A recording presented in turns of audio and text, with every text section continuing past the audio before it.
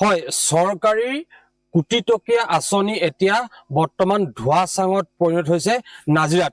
আৰু মই বৰ্তমান উপস্থিত আছো নাজিৰাৰ সমজিলা অন্তৰ্গত নাহৰ আলি খনিকৰ গাঁৱত। মই সতীৰ্থক পোনপ্ৰথমে এক পৰিৱেশ দেখুৱাবলৈ কৰিছো। এক তথৈবচ অৱস্থা বুলি ক'ব লাগিব।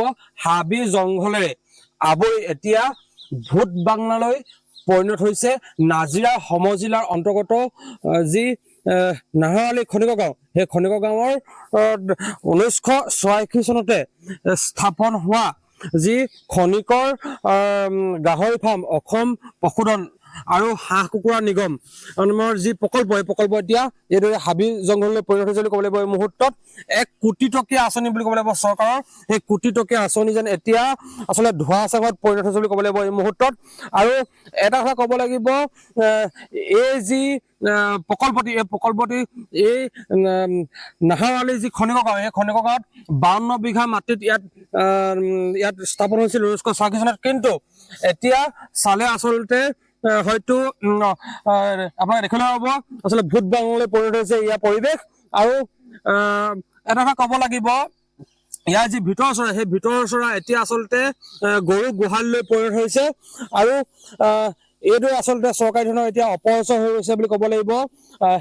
আমাৰ এতিয়া ইয়াৰ স্থানীয় ৰাইজ আছে, আমি স্থানীয় ৰাইজৰ সৈতে আমি কথা পাতিম। যিহেতু কি ক'ব দাদা, যিহেতু এক চৰকাৰী ধৰণৰ অপচয় বুলি ক'ব, কোটি টকীয়া আঁচনি এখন আছিলে আৰু এতিয়া আপোনাৰ ভূত বাংলালৈ পৰিণত হৈছে, গৰু গোহালিলৈ পৰিণত হৈছে, কি ক'ব? নিশ্চয়, এইখন ফাৰ্ম আপোনাৰ 1986 চনতে স্থাপিত হৈছিলে। আৰু ইতিমধ্যে আপুনি জানে যে অসম পশুধন আৰু হাঁহ কুকুৰা নিগমৰ অধীনত ইয়াত এখন মানে প্ৰথম অৱস্থাত ফাৰ্মখন যেতিয়া আৰম্ভণি হয় তেতিয়া ঠিক 3 বছৰ খুব সুন্দৰভাৱে চলিছিলে। আৰু তেতিয়া গাহৰি ইয়াত উৎপাদন হৈছিলে, বিশেষকৈ গাহৰি ইয়াত পোৱালি হৈছিলে, উৎপাদন কৰিছিলে।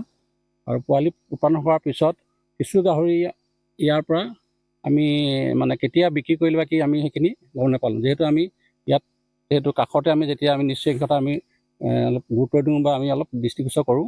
আৰু বিশেষকৈ গাহৰি ফাৰ্মখন হোৱাৰ কাৰণে আমি এক হিচাপে বেয়া পোৱা নাছিলে গাঁৱৰ ৰাইজে, যিহেতু আমাৰ ইয়াত বহুত শিক্ষিত নিবনুৱা যুৱক যুৱতী আছিলে। গতিকে বিশেষকৈ আমাৰ এই গাঁওখনত প্ৰায় সংখ্যকে ইয়াত গাহৰি পুহি নিজৰ পৰিয়াল পোহপাল দি আছিলে। গতিকে নিশ্চয় সেই নিবনুৱা যুৱকসকলে নিশ্চয় গাহৰি পোৱালিবিলাক তেখেতসকলে যদি মানে চৰকাৰে বা বিভাগে যদি সম্পূৰ্ণ দায়িত্ব দিয়া হ'লে নিশ্চয় ব্যক্তিগত হিচাপে তেওঁলোকে পুহি হ'লেও লাভৱান হ'লহেঁতেন। কিন্তু দেখা গ'ল যে গাহৰি ইয়াত কোনো স্থানীয় যুৱক যুৱতীয়ে গাহৰি তেনেধৰণে নাপালে। কিন্তু কথা দিছিলে হয়, ঠিক তেনেকৈ যেতিয়া ইয়াত আৰম্ভণি হয় তেতিয়া এখন ৰাজহুৱা সভা দি ইয়াত 52 বিঘা মাটি বিচাৰিছিলে এই বিভাগে। গতিকে 52 বিঘা মাটি নিশ্চয় আমাৰ ৰাইজে তাত স্বাক্ষৰ কৰি দিছিলে। আৰু মানে তেতিয়া বিভাগৰ যিসকল বৰমূৰীয়াই ক'ব লাগিব বা কৰ্মচাৰী হওক, তেসকলকৰ সমাহিৰ কাৰণে নিশ্চয় আজি এই গাহৰি ফাৰ্মখন প্ৰকৃত অৱস্থাত আমি দেখা পাইছোঁ। আৰু বেয়া লাগিছে বিশেষ কাৰণে যে এতিয়া চাওক, বিশেষকৈ আমাৰ কাষত প্ৰায় খেতিয়ক মানুহ ইয়াত যথেষ্ট মানে খেতি উঠাৰ কৰে। ইয়াত কি হৈছে এতিয়া প্ৰকৃত অৱস্থাত এতিয়া কি হৈছে, এতিয়া বান্দৰে মানে যিহেতু আপুনি জানে বান্দৰৰ ওপৰত ইয়াত বহুত আমাৰ শস্য নষ্ট হৈছে। ইয়াত এতিয়া আপোনালোকে দেখাইছে যে ইয়াত আপোনাৰ যথেষ্ট হাবি জংঘল হ'ল। এই হাবি জংঘলৰ মাজত এতিয়া বিভিন্ন ধৰণৰ এতিয়া হয়তো বাঘো আহিব বা বান্দৰৰ যিটো উপদ্ৰৱ, আগতে বান্দৰ নাছিলে। বান্দৰৰ মতে আমি ইয়াত মানে হেৰিয়ে দেখা যায়, এতিয়া বান্দৰৰ যি ওপৰত দেখিছোঁ, বান্দৰৰ ওপৰত হয়তো আমাৰ ওচৰৰ যিসকল ৰাইজ আছে শান্তিত থাকিব পৰা নাই আৰু বহুত শস্য নষ্ট কৰিছে। এতিয়া আমি অনুৰোধ জনাইছোঁ বিশেষকৈ চৰকাৰক যে গাহৰি ফাৰ্মখন, কিন্তু ইয়াত ঠিক 4 বছৰ আগত 4 বছৰ আগত কিন্তু গাহৰি ফাৰ্মখনৰ কাৰণে এটা মেৰামতিৰ কাৰণে অনুদান, মানে এটা মোটা অংক এটা অনুদান আগবঢ়াইছিলে। কিন্তু আমি জানিব বিচাৰিছিলোঁ যিসকল ঠিকাদাৰ আহিছিলে, কিন্তু তেখেতসকলে নজনালে নিশ্চয়। আৰু কামবিলাকো আমি এনেই যেতিয়া আমি চাওঁ তেতিয়া কামৰ মানে যিটো নমুনা, সেইটো নমুনাত একেবাৰে নিম্নমানৰ আছিলে। আৰু আপোনালোকে নিশ্চয় চাব পাৰিব যে কি কৰিলে এতিয়াও আপোনাৰ হয়তো আমি যদি আপোনালোকে বিভাগৰ বস্তুটো বিচাৰে নিশ্চয় তেখেতলোকে দিবলৈ বাধ্য হ'ব।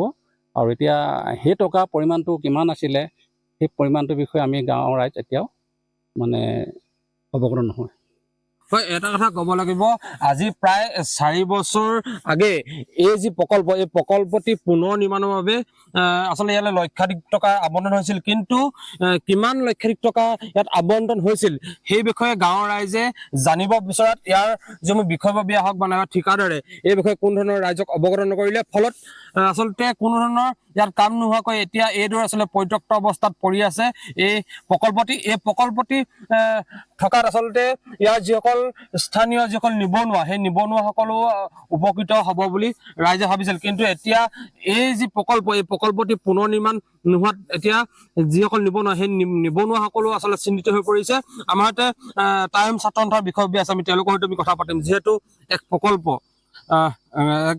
প্ৰকল্প এতিয়া ভোট বাংলৈ পৰিণত হৈছে কি ক'ব 1986 চনত যি আমাৰ নাজিৰা সমজিলাৰ অধীনৰ নাহৰলী খনিকৰ যি অসম চৰকাৰৰ হাঁহ কুকুৰাৰ পশুধন নিগমৰ যি আঁচনি আছিল সেই আঁচনি আজি দেখিব জৰাজীৰ্ণ অৱস্থাত আপোনাৰ ভোট বাংলাৰ দৰে আজি যি আমাৰ কাৰ্যালয়বোৰ আছিলে আজি অক্ষম অৱস্থাত আছে সেয়ে আমি যি আমাৰ চৰকাৰৰ যি আমাৰ হাঁহ কুকুৰাৰ পশুধন নিগমৰ যি আমাৰ কাৰ্যালয় আছে সেই বিষয়ক আমি অনুৰোধ জনাইছো যে অতি শীঘ্ৰে এই প্ৰকল্পটি পুনৰ কাৰ্যক্ষম কৰি তুলিব আমি অনুৰোধ জনালো